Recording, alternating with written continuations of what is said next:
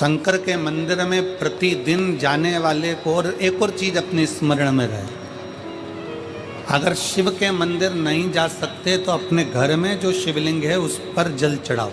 और यदि आप अपने शंकर के घर में शिवलिंग पर भी जल नहीं चढ़ा पा रहे हो तो किसी बेलपत्री का वृक्ष हो, उस वृक्ष के नीचे भी जल चढ़ाओ। और कभी मौका मिल जाए, कभी भगवान शंकर की बड़ी करुणा हो जाए, भगवान शंकर की बड़ी उदारता हो जाए, भगवान शंकर की बड़ी कृपा हो जाए, बड़ी कृपा हो जाए, भगवान शंकर जिस दिन तुम्हारे ऊपर बड़ी कृपा कर दे, किसी सोमवार को 3 नियम बना लो। जिस दिन मेरा भोले बाबा तुम पर कृपा कर दे उस दिन सोमवार का एक नियम बना कि महीने का एक सोमवार मुझे ऐसा करना है, 3 नियम धारण करना है महीने के सोमवार को। पहला, सुबेरे जाकर शंकर भगवान को 1 लोटा जल चढ़ाना है। दूसरा, दोपहर के समय पर जाकर मुझे बेलपत्री के वृक्ष के नीचे एक चावल का दाना रखकर बेलपत्री की 7, 11, 21, 108, 51 जितनी परिक्रमा आप लगा सकते हो वो लगाना है।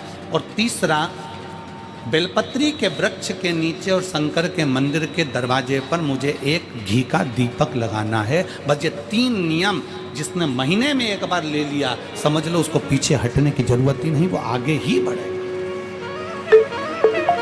महीने के किसी एक सोमवार का ऐसा नियम बना लो कि मुझे 3 नियम धारण करना है। महीने के किसी भी एक सोमवार को हम ये नहीं कहेंगे कि तुम सोमवार 5 पढ़ रहे हैं तो 5 को करो, 4 पढ़ रहे हैं तो 4 को करो, 3 पढ़ रहे हैं तो 3 को करो। तुम तो महीने का एक सोमवार का नियम बना। और मेरी जीजियों से, मेरी बेटियों से जो विदेश में रह रही हैं, जो कहीं बाहर रह रही हैं, कहीं बड़े शहर में रह रही हैं, जो रोज़ मंदिर नहीं जा सकते, हर किसी महीने के एक सोमवार को भी ये नियम निर्धारण थे, तो उनसे कहेंगे कि 3 महीने में एक सोमवार का नियम बना लो। 3 महीने में नहीं बना सकते तो 6 महीने में एक सोमवार का नियम बना लो। और 6 महीने में नहीं बना सकते तो 1 साल में एक सोमवार का ऐसा नियम बना लो कि मैं साल का एक सोमवार ऐसा रहूँगी कि सुबह सोमवार के दिन मंदिर में जाकर जल चढ़ाऊंगी, दोपहर में जाकर बाबा को एक अक्षत का दाना रखकर, अक्षत का मतलब है कि बाबा मेरी दिनों दिन उन्नति करना। बेलपत्री के वृक्ष के नीचे जो अक्षत रखा जाता है वो उन्नति के लिए रखा जाता है। शंकर के शिवलिंग पर जो अक्षत रखा जाता है वो रोग मुक्ति के लिए रखा जाता है। अशोक सुंदरी पर जो अक्षत रखा जाता है वो संतान प्राप्ति के लिए रखा जाता है। षडानंद कार्तिकेय की ओर जो अक्षत रखा जाता है वह हमारे बच्चों की सुख समृद्धि के लिए रखा जाता है। विनायक की ओर, गणेश जी की ओर जो अक्षत रखा जाता है वो हमारे घर में कोई मंगल कार्य आ जाए उसके लिए रखा जाता है। और जो पीठिका होती है जिस पे शिवलिंग रखा होता है, पार्वती जी का हस्तकमल, उस पर अक्षत रखा जाता है तो नारी के अखंड सौभाग्य के लिए रखा जाता है। अक्षत रखने का भी तरीका है। एक चावल का दाना कहाँ रखा जाता है, क्यों रखा जाता है, कैसे रखा। अब कई लोग कहते हैं गुरुजी ये शिव महापुराण में आप ये नियम बताते हो, तरीका बताते हो। हम तो उनसे कहेंगे डॉक्टर के पास जाओगे तो डॉक्टर भी गोली लिखकर ये नहीं कह देगा कि ये सारी गोली एक साथ खा जा। डॉक्टर भी कहेगा ये गोली सुबह खाना है, ये गोली शाम को खाना है, ये गोली दोपहर में खाना, ये गोली भूखे रहकर खाना। बोलो सही है कि गलत है? ये रात्रि को खाना खाने के बाद खा लेना, ये खाना खाने के पहले, ये नाश्ते के पहले। और सुनो, ये दवाई, ये वाली पीछे वाली जो दवाई लो ना इसको दूध से लेना, ये वाली जो दवाई लो ना इसको पानी से लेना। और सुनो, ये डब्बी है इसको पानी में मिलाकर फिर पीना। दवाई लेने का भी तरीका है, उसी तरह शिव महापुराण में एक एक अक्षत का भी तरीका है और एक एक बेलपत्री का भी तरीका है। अब मान लो कई लोग कहते हैं गुरुजी आप ये तरीका बताते हो शिव पुराण के माध्यम से, कई लोगों के मन में संशय जागता है, तो अगर हम एक साथ चावल चढ़ा दे तो उसका क्या तरीका है? तो हमारा निवेदन है डॉक्टर जो दवाई ले एक ही बार में निपटा जाए, एक ही बार में खा ले। दवाई एक बार में पूरी खा गए असर नहीं करेगी, इसमें डॉक्टर का कोई दोष नहीं है। उसने तो बताया था ऐसे लेना, ऐसे लेना। और तुमने मैं डॉक्टर साहब ने पूछा दवाई पूरी ली, शाम की दवाई भूल गई थी, सवेरे की दवाई भूल गई थी, ये दवाई भूल गई थी। डॉक्टर कहेगा हमने तो नियम बताया था, तुमने नहीं खाई तो असर कहाँ से करेगी? तुम असर कब करती है? जब हम पूजन के तरीके को जान जाएं, जब हम अर्चना के तरीके को जाएं। आप साल भर का एक सोमवार निकाल लो, 6 महीने का एक सोमवार निकाल लो, 3 महीने का एक सोमवार निकाल लो, महीने का एक सोमवार निकाल लो, अपने से दिल में बन जाए तो एक सोमवार ऐसा निकालो जिसके 3 नियम धारण हो। पहला, उसी सोमवार जिसको कर रहे हो उस दिन सुबह जल चढ़ाना। दूसरे, दोपहर के समय पर जाकर बेलपत्री के वृक्ष के नीचे एक चावल का दाना रखना। और परिक्रमा बेलपत्र की जितनी तुमसे बन जाए, जितनी तुम्हारे शरीर की कैपेसिटी, जितना तुम्हारा शरीर चलते बन जाए। हम तो ये भी नहीं कहते कि तुम भूखे रहकर भगवान का भजन करो, हम कभी नहीं कहते। हम तो यहां तक कहते हैं, हमारे पुष्टि मार्ग में यहां तक कहा गया कि वल्लभ कुल की एकादशी करो, भले बकरी जैसे चरो पर एकादशी करो। हम तो यहाँ तक कहते हैं कि बहुत समय से कल मेरी एकादशी है, एकादशी है, एकादशी है, एकादशी है, पूरे घर को हिलाकर रख दिया, एकादशी है, एकादशी, एकादशी है। बहू टेंशन में, बेटा डिप्रेशन में, पति पपीता ला ला के, सेव फल ला ला के, मूंगफली का दाना ला ला के, काजू कतली ला ला के, सेव फल ला ला के, और सारा सामान, साबूदाना और खिचड़ी और ना चिप्स ना जाने क्या क्या ला ला के, बेचारा पति एकादशी आती है वो नौमी से चिंता में पड़ जाता है।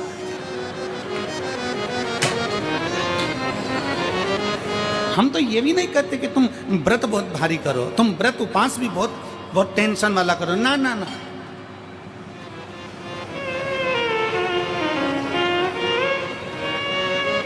अपने को व्रत उपास भी इतना बहुत भूखे रह रहे हो, बहुत प्यासे रह रहे हो, और मालूम पड़े कि भगवान हमें मिलेगा, भगवान हमें मिलेगा।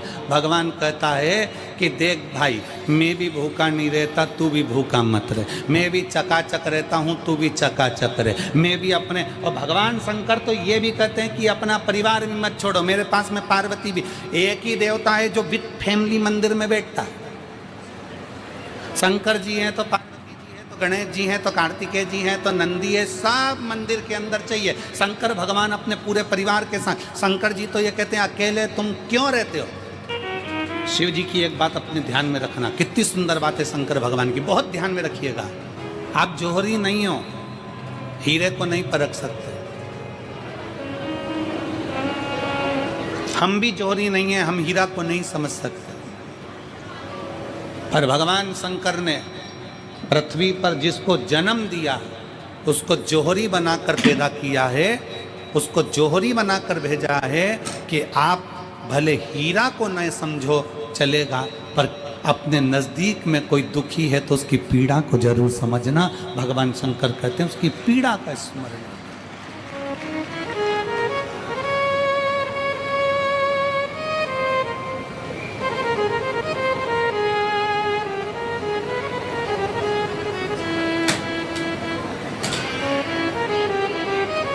हीरा को समझो ना समझो, पर पीड़ा को जरूर समझिए, किसी के दर्द को जरूर समझिए, किसी के दुख को जरूर समझिए, किसी की तकलीफों को जरूर समझिए। पशुपतिनाथ का व्रत करते हो आप, 16 सोमवार का व्रत करते हो आप, संकट सोमवार का व्रत करते हो आप, शिवरात्रि का व्रत करते हो, सोमवार की अष्टमी का व्रत करते हो। उन व्रतों में सारे व्रत करो, मना नहीं है, पर उस व्रत में अपना पूर्ण समर्पण परमात्मा के प्रति रखो।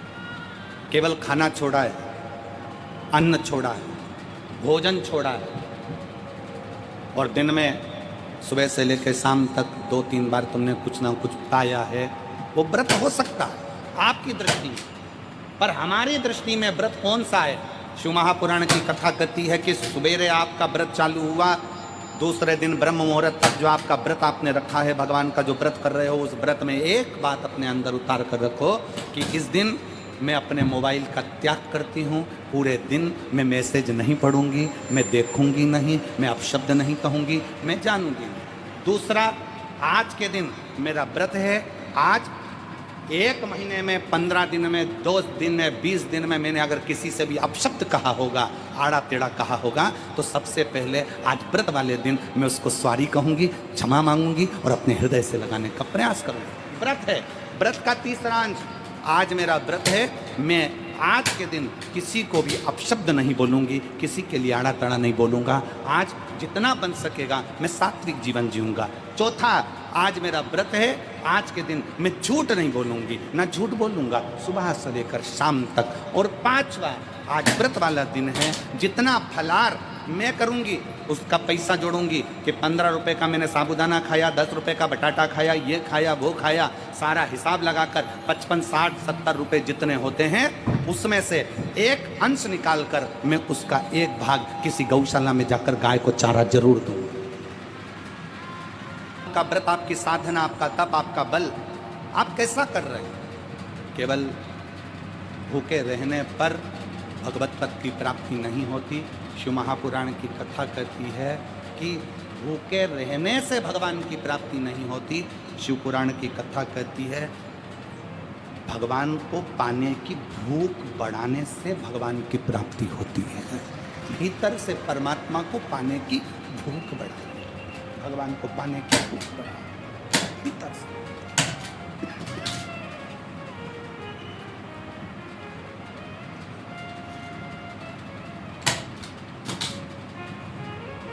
व्रत करो मना नहीं, तप करो मना नहीं, साधना करो मना नहीं, पर उस तप साधना में व्रत में परमात्मा को पाने की ललकता हो आपके भीतर, भगवान को पाने की ललकता हो आपके भीतर, भगवत पद को पाने की ललकता हो आपके भीतर, तो भगवान।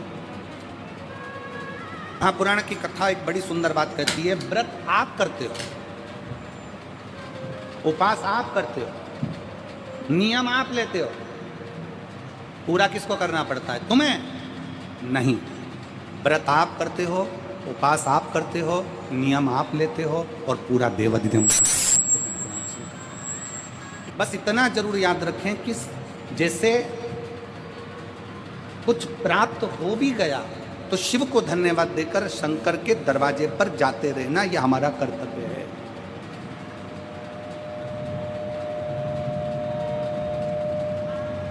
एक बहन जी ने पत्र लिखा था कल, उस पत्र में बहन जी ने लिखा कि शिव महापुराण तप का मतलब क्या होता है? चलिए, उपास का मतलब बताओ। खाना छोड़ देना व्रत नहीं है, दूसरे का धन छुड़ाकर खाना छोड़ देना व्रत है। शिक्षा दे देना, किसी को चिकित्सा की जरूरत है उसकी चिकित्सा में थोड़ा सा धन लगा देना,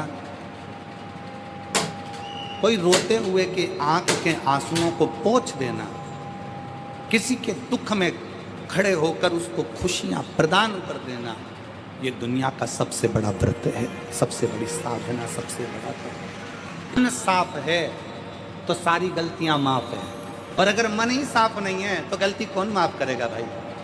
हम भी तो अपनी जिंदगी में एक नियम बना सकते हैं कि मैं श्री शिवाय नमस्तुभ्यम का जाप करूंगी। मेरी कॉलोनी में कोई शंकर जी का मंदिर है, हम 5-10 महिलाएं प्रत्येक सोमवार को 10 मिनट बैठेंगी, शाम के समय प्रदोष काल में 6 बजे 6:30 बजे बैठेंगे, 6:45 बजे 15 मिनट बाद उठ जाएंगे, श्री शिवाय नमस्तुभ्यम का जाप करेंगे, शंकर जी को भोग लगाएंगे। अगर एक हफ्ते में 5 सोमवार पड़ते हैं तो 5 महिलाएं अपना नियम बना ले कि आज का प्रसाद थोड़ा सा, कुछ भी शक्कर, खड़ी शक्कर, कुछ भी मैं लेके आऊंगी, माँ भोग लगाएंगे, अपन 5 मिलकर श्री शिवाय नमस्तुभ्यम जपेंगे, प्रसाद बांट देंगे, अपने घर चले जाएंगे। ज्यादा ढोंग प्रपंच नहीं, दिखावा नहीं, कोई एक नियम। हमारे नजदीक में शंकर जी का मंदिर है, हफ्ते में एक बार नियम बनाएंगे, उस मंदिर में सफाई करेंगे।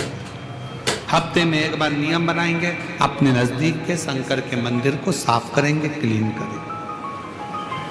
एक नियम अपने अंदर बनाओ शिव के प्रति।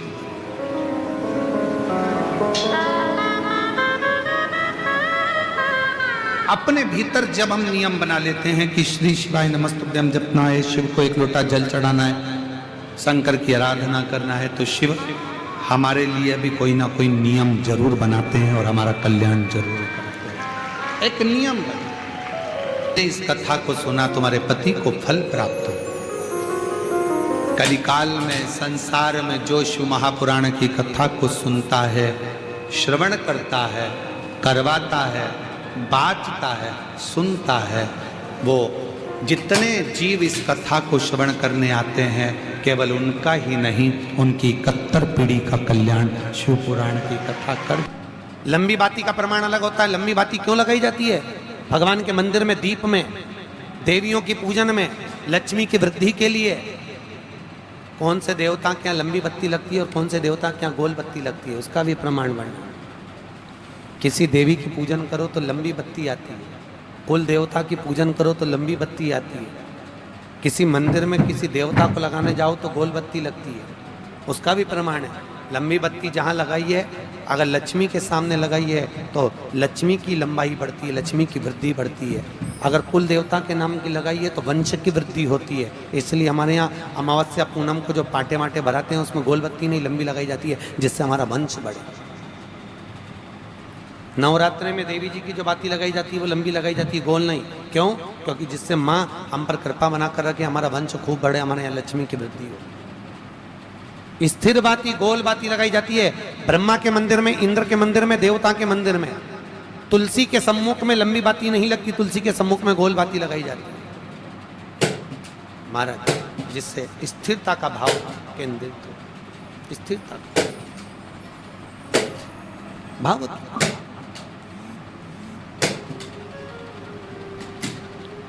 पीपल के वृक्ष के नीचे कभी लंबी बाती नहीं लगती, बड़ के पेड़ के नीचे कभी लंबी बाती नहीं लगती, आंवले के पेड़ के नीचे कभी गोल बाती नहीं लगती।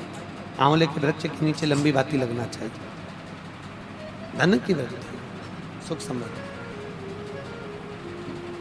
तुलसी के पौधे के नीचे लंबी नहीं लगती, गोल बाती लगती। बातियों का भी प्रमाण। मान लो तुम किसी कार्य के लिए जा रहे हो, 5 बार 6 बार तुम उस कार्य के लिए होकर आ गए, या किसी से अपना पैसा लेना है और तुम उसको पास 50 बार होकर आ गए हो, भैया पैसे कब देगा? या किसी कार्य के लिए जा रहे हो, वो कार्य नहीं हो रहा, 50 बार होकर आ गए, वो काम नहीं हो रहा। शिव महापुराण कहती है लाल चंदन, कौन सा चंदन? लाल चंदन को अच्छा घिसो और घिसकर तैयार कर कर बेलपत्री के ये जो दोनों भाग हैं, दर्शन हो रहे हैं आप लोगों को? लाल चंदन घिसो और घिसकर बेलपत्री के ये दोनों भाग हैं, दोनों पत्तियां जो नीचे की हैं, इसमें उस चंदन को लगा लीजिए। अगर किसी से आपको पैसा लेना है, वो नहीं दे रहा, या कोई काम है या जॉब है या नौकरी है या उसके लिए, या कोई विद्या अध्ययन का कोई कार्य है, कोई स्कूल में पढ़ाई कर रहे हो और वो कार्य नहीं हो रहा, 5 बार 6 बार करके देख लिया, नहीं हो रहा, तो ये दोनों पत्तियों पर लाल चंदन लगाओ। लाल चंदन लगाने का मतलब ये नहीं कि जरा सी तुम बिंदी लगा दो। लाल चंदन जो घिसा है उसको पूरी पत्तियों पर अच्छे से फेरना है, उस लाल चंदन को लगा लीजिए। और महाराज बीच की पत्ती में थोड़ा सा घृत, घृत मतलब गाय का घी,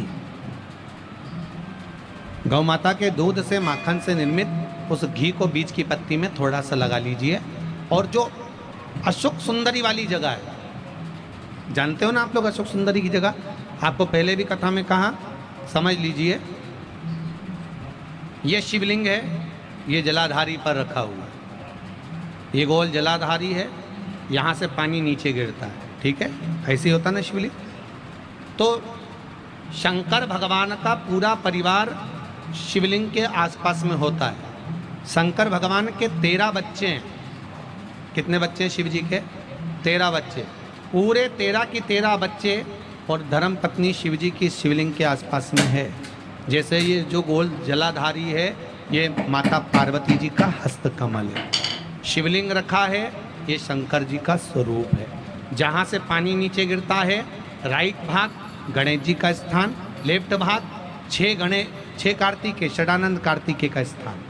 जहाँ शिवलिंग का जहाँ पानी जाता है उसके बीच में एक मोटी सी लाइन होती है, वो शंकर भगवान की सबसे छोटी लड़की जिसका नाम अशोक सुंदरी है, उसका स्थान है। ऊपर से बूंद बूंद पानी जो शिवलिंग पर गिर रहा है, ये शंकर भगवान की 5 लड़कियों का स्थान है, जया, विषहरा, शामली बारी, दौतली और देव। ये शंकर जी की 5 बेटियां हैं जो भगवान शंकर के ऊपर पानी की एक एक बूंद गिराते हैं महाराज। तो शिव जी की जो सबसे छोटी लड़की है अशोक सुंदरी, उस अशोक सुंदरी वाली जगह पर इस बेलपत्र को प्रदोष के दिन या सोमवार के दिन आप घी वाली बेलपत्र को अशोक सुंदरी वाली जगह पर रखकर, ये जो चंदन लगी हुई बेलपत्र है इसका मुख ऐसा सीधा की सीधा रखोगे तो गणेश जी की ओर हो जाएगा, षडानंद कार्तिकेय की ओर हो जाएगा। अपनी कामना कर कर जिससे धन लेना है, पैसा लेना है या जो कार्य निकालना है वो नहीं निकल रहा, बहुत प्रयास कर लिया, अदालत में 50 बार हो जाए, काम नहीं हो रहा, तब इस बेलपत्र का प्रयोग करना, बाबा से विनती करना और विनती कर कर वापिस सजाना। केवल 2 प्रदोष या 2 सोमवार कर लीजिए, बाबा आपकी मनोकामना पूर्ण कर देगा। उस बेलपत्र का सुख प्राप्त होगा। बेलपत्र पर इतना याद रखना, जो चंदन लगा हुआ भाग है वो नीचे होना चाहिए, अशोक सुंदरी की ओर। गरत का भाग अशोक सुंदरी की ओर होना चाहिए, नीचे की ओर, नहीं तो मालूम पड़े तुम ऊपर उल्टा रख दो।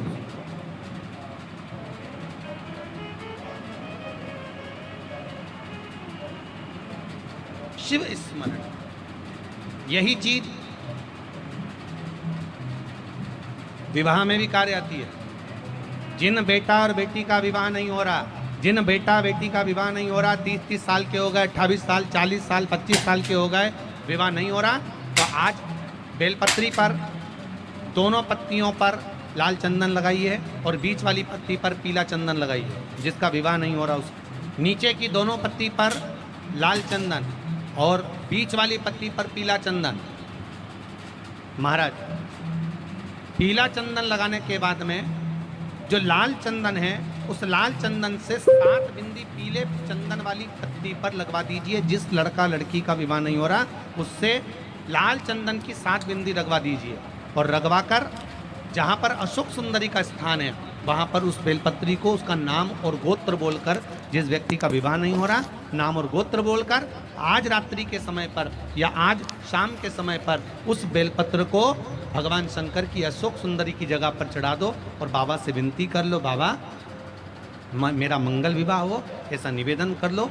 3 महीने के अंदर विवाह पक्का, भगवान विवाह पक्का करा ही दे। श्री शिवाय नमस्तुभ्यम, हर हर महादेव। पूरा वीडियो देखने के लिए धन्यवाद। वीडियो को लाइक करें और ज़्यादा से ज़्यादा लोगों में शेयर करें।